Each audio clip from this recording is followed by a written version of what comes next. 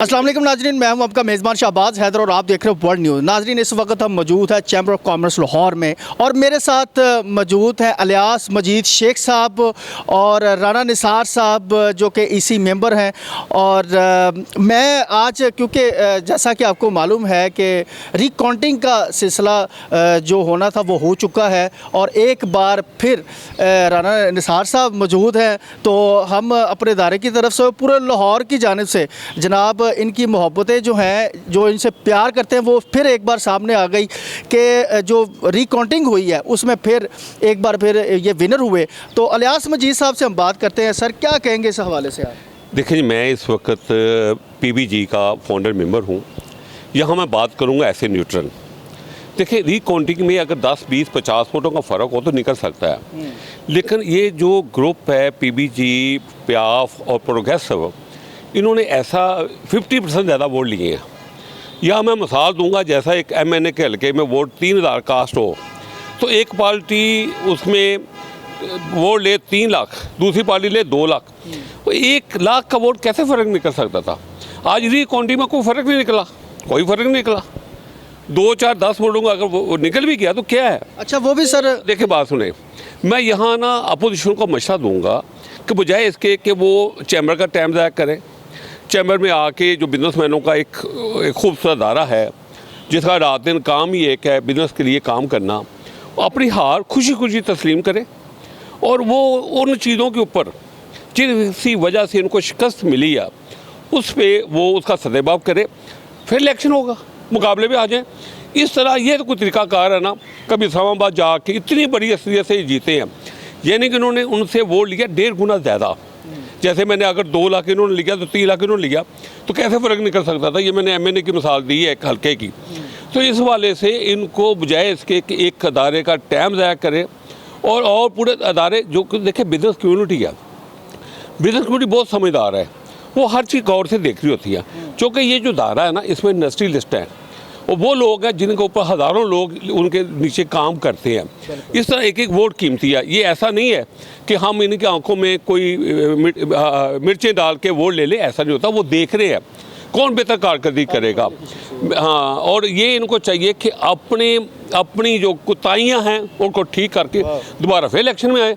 इनके रास्ता खुला है। शुक्रिया जी। अच्छा, मैं एक चीज़ मैंने देखी है कि पूरी टीम जो है, जितनी भी ईसी मेंबर हो गए, president, vice president, senior vice president साहब, यानी कि हमने इलेक्शन से लेके अब तक देखा है, जैसे कि रिकाउंटिंग के दिन थे, हमने देखा है कि ये दिन रात जो है ना वो खिदमत कर रहे हैं। यानी कि आजिज़ी की इंतहा है कि मैं जो होती है ना वो पूरी टीम में नहीं देखी। जब इनकी पहले दिन काउंटिंग होनी थी, मैं भी उस दिन पहुँचा था टाइम से, तो मैंने उसी दिन कह दिया था कि इनका काम रिकाउंटिंग कराना नहीं है, इनका काम चैम्बर का वक्त ज़ाया करके और मसाइल खड़े करने हैं।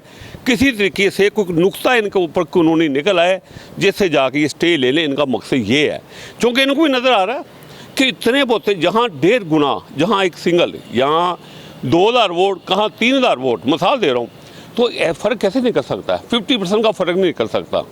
और इस वाले से बजाय इसके कि यहाँ सियासत आए, जो एक चैम्बर का रवायत चली है कि जीतने वाला को हारने वाला खुद आके सीट पे बिठाता है, ये रवायत कायम रहनी चाहिए। शुक्रिया। राना निसार साहब, जैसा कि रवायत जिन्होंने कहा कि ये कायम रहनी चाहिए, क्या कहेंगे इन बात के ऊपर? जी बिल्कुल, ऐसे लियाज साहब ने दुरुस्त फरमाया कि ये इन्होंने रवायत को कायम रखा था।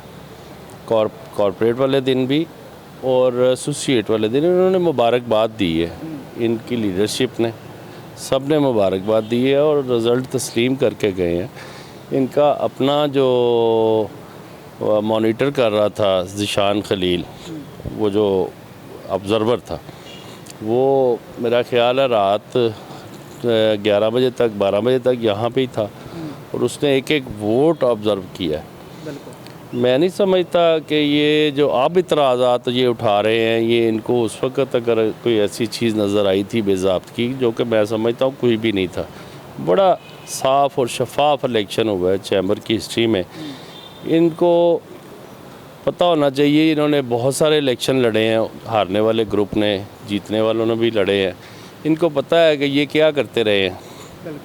ये इससे पहले जो अमजद चौधरी के साथ ये करते रहे हैं मिल के, जब अमजद चौधरी इनका ओपोनेंट था तो ये उसके साथ कैसी कैसी धांधलियाँ करते थे इनको पता है, मगर इन्होंने उस चीज़ को भी नज़र में रखा है और दोनों ग्रुप जो थे वो समझते थे और दोनों ने ही एक दूसरे को ऐसा कोई कदम उठाने ही नहीं दिया।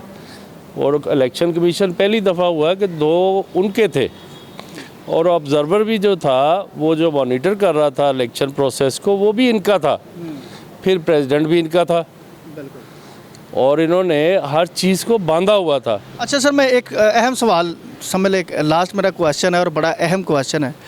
इलेक्शन कमिश्नर जो बने थे, जो वॉकआउट कर गए, अब उनके ऊपर क्या एक्शन का रिएक्शन हो?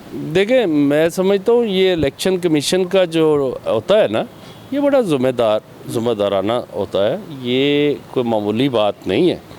इलेक्शन कमीशन जो होता है ये दोनों पार्टियों के दरमियान एक सालिस का किरदार होता है और जो कि मेरा ख्याल है उनको न्यूट्रल होकर चलना चाहिए था। ये नहीं कि आप बीमारी का बहाना बना के, और इतनी नेगलिजेंसी इन्होंने दिखाई है। एक ने तो कह दिया था कि मेरा ग्रुप चला गया, मैं भी चला।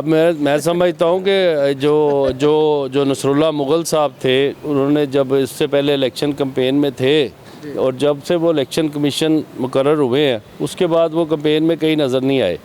और अलमास हैदर साहब ने तो तब भी वायलेशन की थी, वो एक प्रोग्राम में गए थे जो इधर शाहजमाल में हुआ था, वहाँ पे उन्होंने उसको हेड किया था। और मैं समझता हूँ कि इनकी वायलेशंस तो बहुत ज़्यादा है। हमने तो मामला छोड़ दिए हुए थे अल्लाह, और जो ताजर थे, ताजरों ने फ़ैसला दे दिया।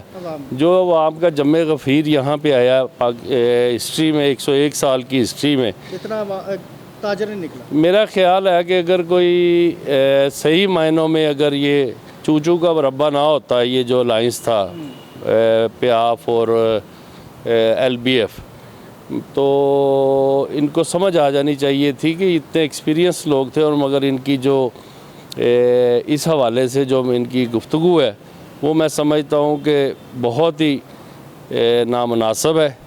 और जमहूरियत के हवाले से भी और ताजरों के जो चैम्बर के इलेक्शन में कभी भी किसी ने इस तरह के तराज़ात नहीं किए। जो अमजद चौधरी साहब करते थे, गवर्नर हाउस के बाहर धरना दे दिया, 1 दिन दे दिया, 2 दिन दे दिया, वहाँ पे लोगों, उन्होंने कभी रिज़ल्ट पाने ही नहीं थे। तो आज तो ये जो 4-5 बजे तो इनको भी पता चल गया था कि इलेक्शन हम हार गए हुए हैं, तो ये शिकस्त तो इनके चेहरों से नज़र आ रही थी। तो अब ये अपने आप को, या वोटर्स जो इनके थे उनको वो तसल्लियाँ दे रहे हैं कि जी हमारे साथ ये हुआ। इतना बड़ा ग्रुप बना हुआ था जो लोगों के लोगों के नज़र में, वो भी कहते थे ये पहाड़ है। वो देखे वो पहाड़ खोदा पहाड़ और निकला चूहा, वो हालात हुए इनके। शेख साहब, लास्ट पे आप भी जो इलेक्शन कमीशन वॉकआउट करके क्या उनको कहेंगे? देखिए, भागना जो होता ना ये मुनासिब नहीं होता, आंखों में आंखें डालनी चाहिए। इनका कोई मसला है तो इनको बजाय इसके बाइकाट करके निकल जाए। रीकाउंटिंग के एन उस वक़्त जब इनको फिर पता चला जाए कि रीकाउंटिंग में भी हम हार गए हैं, और मैंने पहले जैसे कहा कि इतनी बड़ी सीरीज से हम जीते हों तो कोई 10-20 वोटों का फ़र्क तो निकल जाता है। ये तो 50% का फ़र्क था। इस वाले से जो इनके पास कोताहियाँ हुई हैं, फिर एक दफ़ा कहूँगा उसको ये मदद रख के ठीक करें तो इलेक्शन फिर आ जाएगा अपने टाइम से, बजाय इसके कि चैम्बर का टाइम किया जाता है। तो जी नाज़रीन, ताजरों को जो है वो टाइम देना चाहिए, जो भी टीम आती है उनको टाइम देना चाहिए ताकि वो तरक्की में अपना भरपूर तरीके से मेहनत करे, स्ट्रगल करे, ताकि इकॉनमी में बेहतरी आ सके। बहुत शुक्रिया, इजाज़त दीजिएगा, दोबारा फिर मुलाकात होती है। अल्लाह हाफ़िज़, पाकिस्तान जिंदाबाद।